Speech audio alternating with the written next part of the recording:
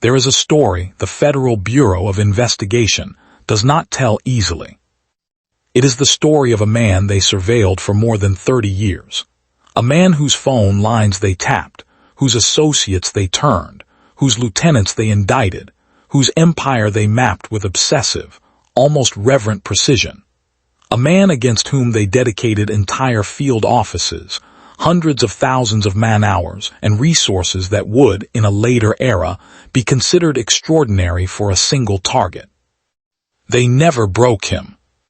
Not because they lacked the will, not because they lacked the evidence, not entirely, but because the man they were hunting operated with a discipline, a strategic intelligence, and a code of personal conduct so unusual, so alien to the chaotic world in which he thrived, that even the agents assigned to destroy him found themselves, reluctantly, quietly, and never for attribution, expressing something that bordered on admiration. His name was Angelo Lonardo, and for the better part of 3 decades, he was the boss of the Cleveland crime family, one of the most powerful, most efficiently run, and least understood organized crime organizations in American history. Cleveland is not the city people think of when they think of the American mob. They think of New York, Chicago. They think of Gotti's silk suits and Capone's Valentine massacres. They think of the mythology, the operatic violence, the Baroque excess. Cleveland was different. Cleveland was surgical. And at the center of its discipline, its longevity, and its extraordinary capacity for survival, stood a man whose story tells us more about the nature of power, real, durable, unglamorous power, than almost any figure in the history of American organized crime. This is that story. To understand Angelo Lonardo, you must first understand the world that made him. He was born in 1911, not in Sicily, not in Naples, but in New Orleans, Louisiana. His father, Joseph "Big Joe" Lonardo, had already begun the long migration northward that would eventually plant the family in Cleveland, Ohio, in a community of Sicilian immigrants clustered around the Mayfield Road corridor on the city's east side. This neighborhood, known informally as Little Italy, was not simply a geographic designation. It was a world. A self-contained ecosystem of loyalties, obligations, and hierarchies that operated according to rules older than the United States itself. Big Joe Lonardo was, by the early 1920s, the dominant force in the Cleveland underworld. His particular specialty was the sugar trade, the distribution of raw cane sugar to the city's enormous network of home distillers, who were, in the years following the Volstead Act of 1919, producing corn whiskey at an almost industrial scale. Prohibition had not eliminated the appetite for alcohol in America. It had simply transferred the economy to men willing to operate outside the law, and in Cleveland, that meant the Lonardos. Angelo was a teenager when the world of his father began to come apart. In October 1927, Joseph Lonardo was murdered, shot to death in a barbershop on Woodland Avenue, the kind of calculated public execution that was not merely a killing but a statement. The Porello family, rivals in the sugar trade, wanted dominance, and they took it, as these things were taken in that era, with violence. Angelo was 16 years old. That moment, sitting with his grief, with the knowledge of how his father had died and who had ordered it, could have broken him. It could have sent him into a rage that burned fast and destroyed itself. Many young men in that situation chose exactly that path. They struck back immediately, impulsively, and they died for it, or they spent their best years in prison for it, and the organization they thought they were protecting collapsed behind them. Angelo Lonardo did not do that. He waited. This capacity for patience, for absorbing a wound and carrying it with discipline rather than detonating with it, was the defining characteristic of Angelo Lonardo from the very beginning. It was not passivity. Patience in that environment was not the absence of intention. It was the most active, the most demanding posture a man could maintain.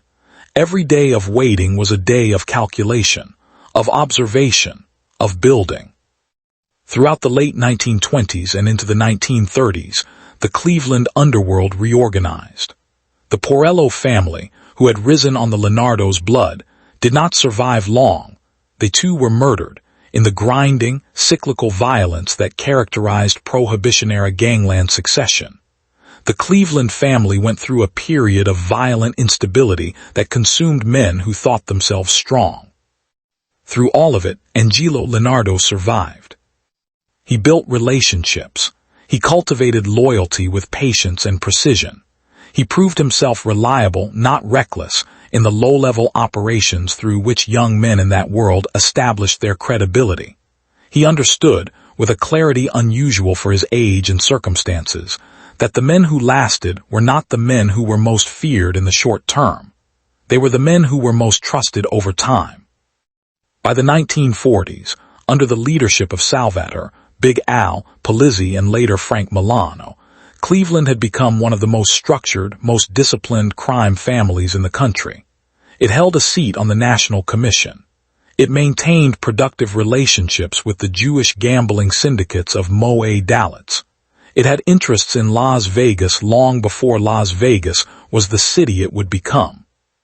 And Angelo Lonardo, patient, observant, trusted, was rising steadily through its ranks. The FBI was watching. They had always been watching, but in those early years Lonardo was not their primary focus.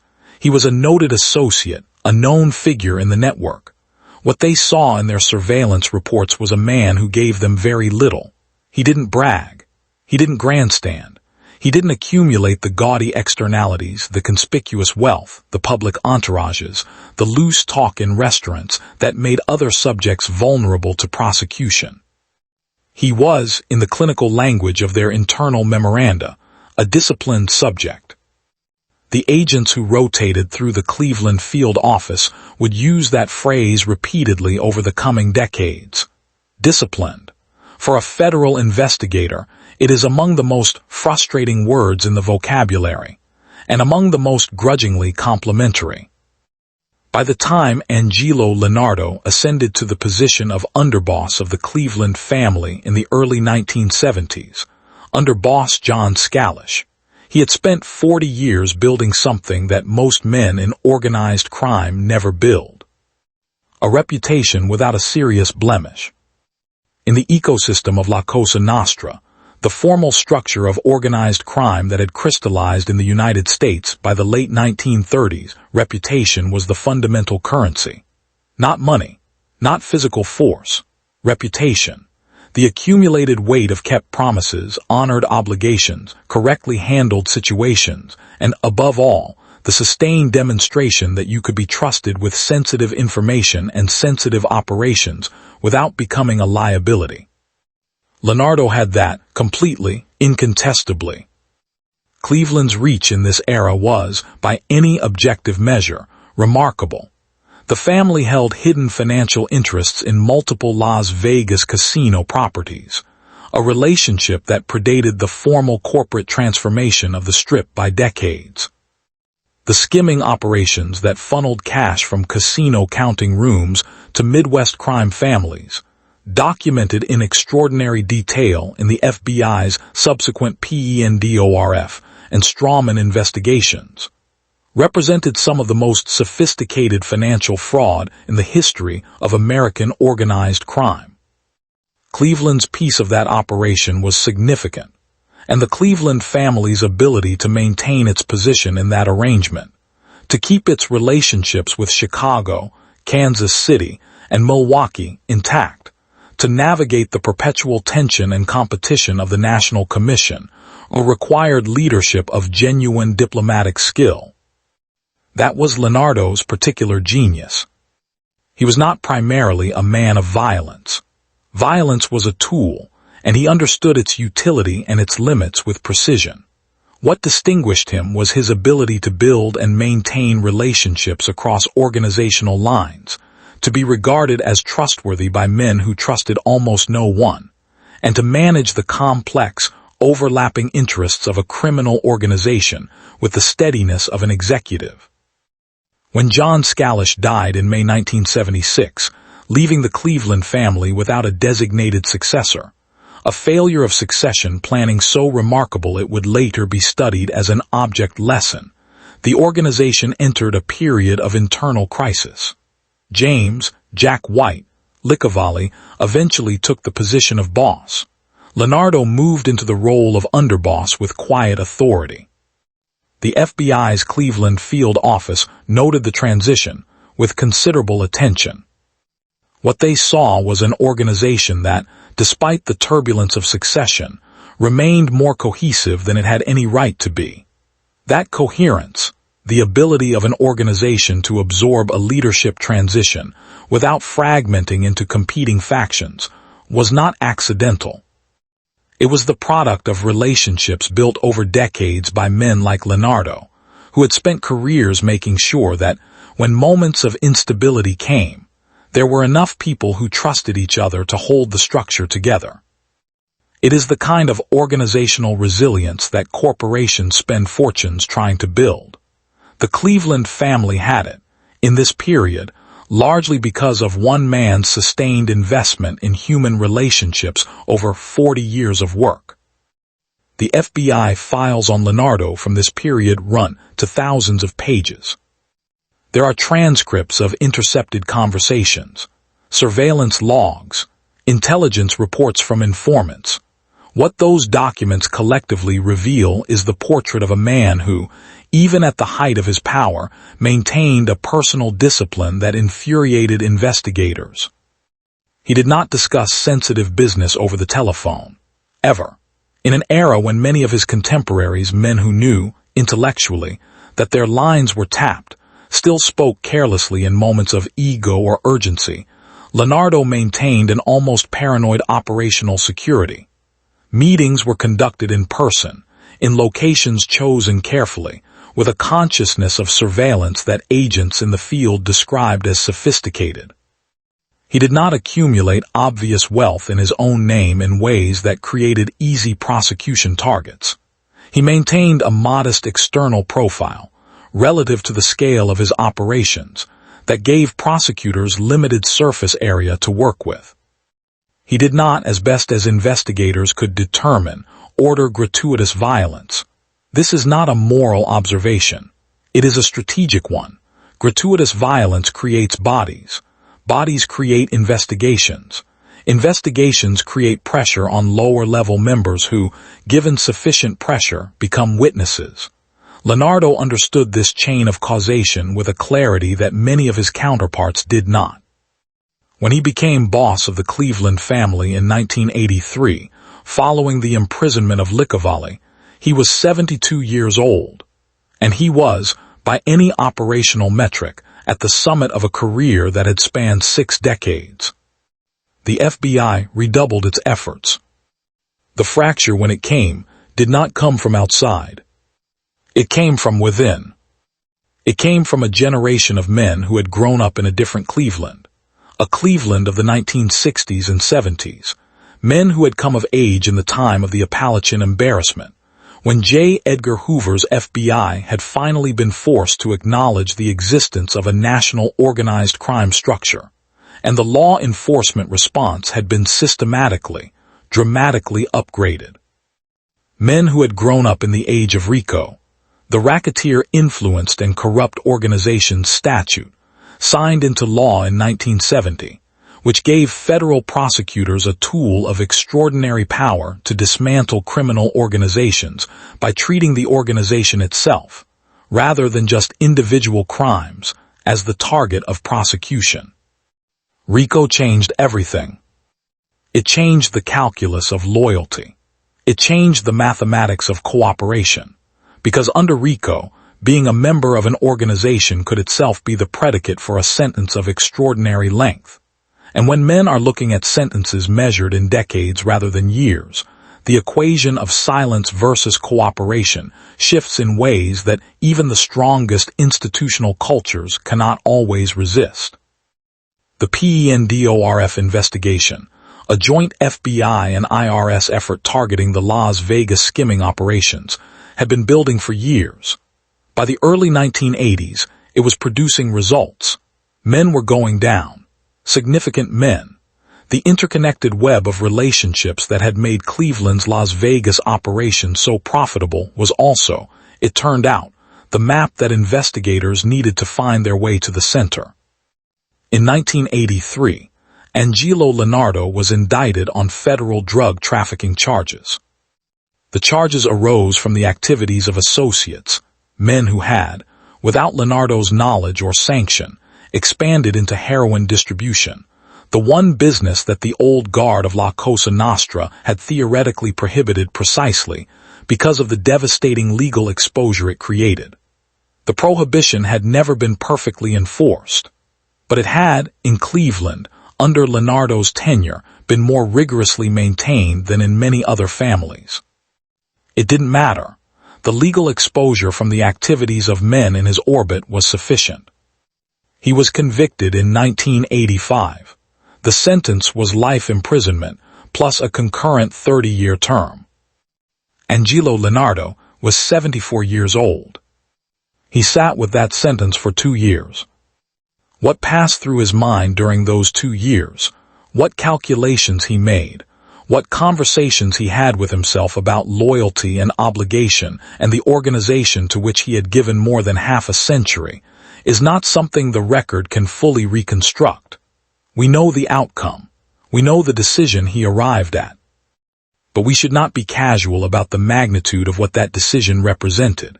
In the culture of La Cosa Nostra, cooperation with the government becoming what the culture called, with contempt and menace, an informant, was not merely a practical betrayal.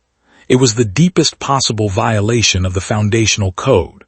The oath of omerta, taken at the moment of formal induction into the organization, was explicit on this point. Cooperation with law enforcement was a death sentence. Not metaphorically. And Angelo Lonardo, who had honored that code for more than 50 years, who had built his entire identity and his entire career on the bedrock of trustworthiness and kept obligations, made the decision, in 1987, to cooperate with the Federal Bureau of Investigation. The moment the FBI received word that Lonardo was willing to talk, the response inside the agency was, by multiple subsequent accounts, remarkable. Not triumphant, exactly. Not the relief of a long hunt finally concluded, something more complicated than that.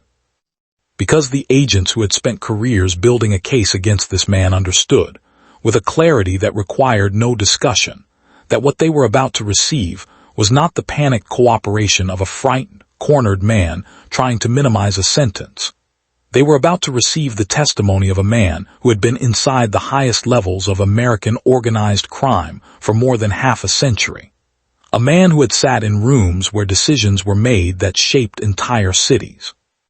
A man whose credibility, whose known, documented, historically verified credibility, would make him one of the most powerful witnesses in the history of federal organized crime prosecution. The senior supervisory special agent on the Cleveland case would later tell colleagues, in private, that interviewing Lonardo was unlike interviewing any other organized crime figure he had encountered. He was prepared. He was precise. He did not embellish. He corrected himself when his memory was imperfect rather than filling the gaps with speculation. He drew distinctions between what he knew directly and what he had inferred, between what he had witnessed personally and what he had been told, that reflected an almost judicial conscientiousness about the difference between evidence and assumption. He was, in short, a witness of extraordinary quality. And the FBI, which had spent 30 years trying to break him, spent the next several years listening to him with something that, stripped of the institutional language around it, can only be described as respect. In 1988, Angelo Lonardo appeared before the United States Senate Permanent Subcommittee on Investigations. He was 77 years old. He wore a dark suit. He sat in the witness chair with the careful stillness of a man who had spent a lifetime conserving energy for moments that mattered.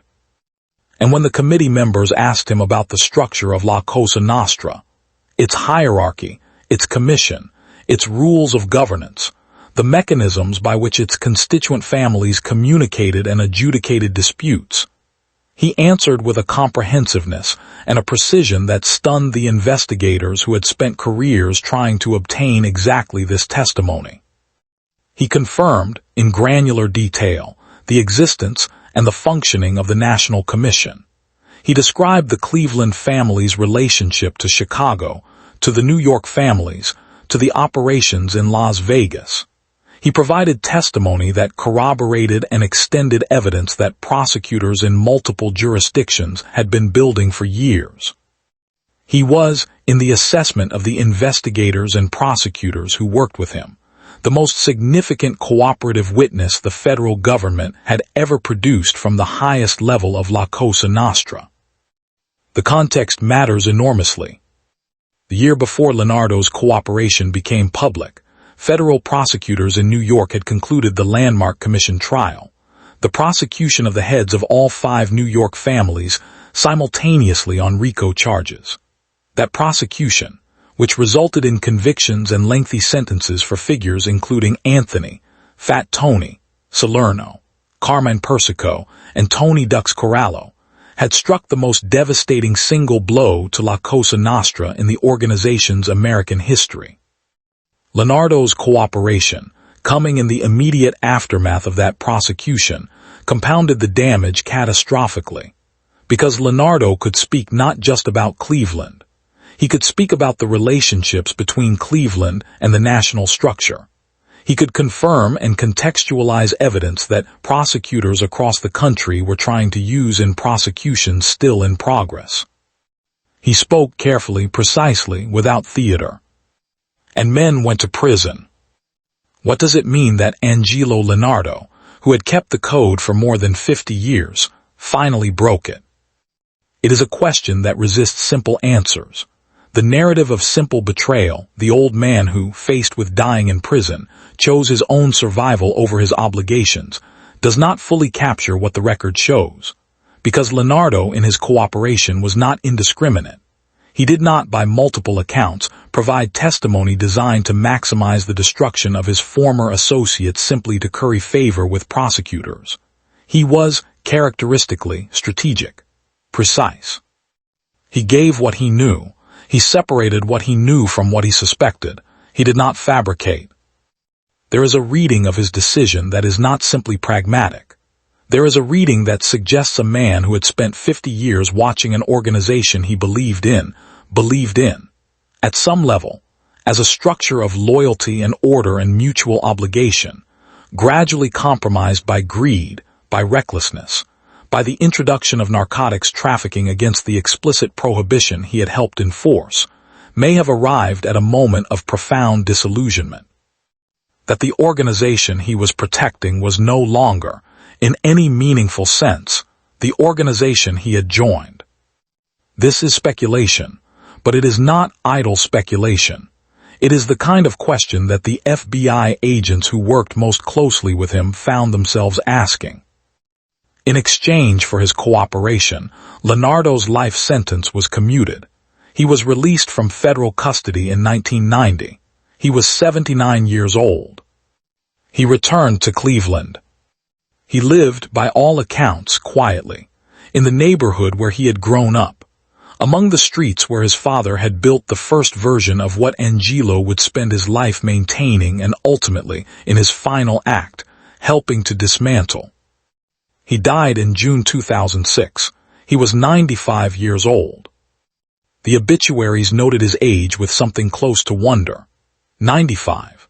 For a man who had spent decades navigating one of the most dangerous professional environments in American life, who had survived the Prohibition wars that killed his father, who had outlasted competitors and enemies and investigations and prosecutions, who had gone to prison and come back out, 95 felt, to those who understood the context, almost like a statement.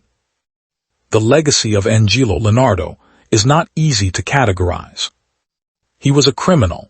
This requires no qualification or softening. For more than 50 years, he was a senior figure in an organization that engaged in extortion, gambling, loan sharking, and a range of activities that imposed real costs on real communities. The wealth he helped generate, the power he helped maintain, came at a price paid by people who had no voice in the transaction. This is the first truth. The second truth is that he was, within the world he inhabited, something genuinely unusual. He operated with a personal discipline and a strategic intelligence that distinguished him even from the most capable of his contemporaries. He maintained a code, imperfect, self-serving in many respects, but internally consistent, that gave his organization a coherence and a durability that less disciplined leadership could not have sustained. The third truth is the one that the FBI files, if you read them carefully, keep insisting on. He was respected. Not liked, not forgiven, not absolved, respected. In the specific, narrow, hard-won sense of that word, acknowledged as a genuine adversary, as an operator of real capability, as a man who played the game he was playing at the highest level it could be played, for a longer period than most, with a consistency that forced even his enemies to take him seriously. The FBI, in the decades since Lonardo's death, has produced a considerable body of literature, memoirs, interviews, declassified case files, about the great organized crime investigations of the 20th century. The figures who animate those accounts are varied. The Gottis, the Gambinos, the Bonanos, the theatrical personalities who made headlines and generated television dramas and gave the mythology of the American mob its particular flavor of operatic excess. Lonardo is not in those accounts often. He is not the kind of subject that myth-making requires. Myth requires performance. Myth requires the kind of visible, externalized power that announces itself. Lonardo's power was largely invisible. It operated through relationships and discipline, and the quiet authority of a man who had never needed to announce himself. But ask the agents who worked the Cleveland file, the ones still living in their late 70s and 80s now, who spent years of their careers trying to take this man down, and they will tell you something that their official reports never quite capture. They will tell you that he was different. That of all the men they pursued, of all the targets they built cases against and surveilled and tried, and sometimes broke, and sometimes didn't, Angelo Lonardo occupied a particular category. A category they approach with the careful language of professionals who understand the difference between respecting a capability and endorsing its use. A category they describe, when pressed, with a word that surprises them even as they say it. History does not offer simple ledgers. The account of Angelo Lonardo cannot be settled with a single judgment. He was a man who built genuine loyalty in an environment designed to corrode it, who maintained discipline in an environment that rewarded excess, who operated with a strategic intelligence that his enemies, legitimate, institutional, powerful enemies with the full resources of the federal government behind them, could not defeat on their own terms. He was ultimately defeated by time, by a sentence too long to outlast, by the accumulated weight of decades, and by the final, irreversible human reality that no strategy, however sophisticated, can fully address. But for 60 years, from the barbershop where his father died to the Senate hearing room where he gave his final, devastating testimony, he played a dark game with an uncommon quality of mind. The men who spent their careers trying to stop him knew it. Some of them in their quieter moments admitted it. And that admission, grudging, professional, stripped of any sentimentality, is perhaps the most honest epitaph the record provides.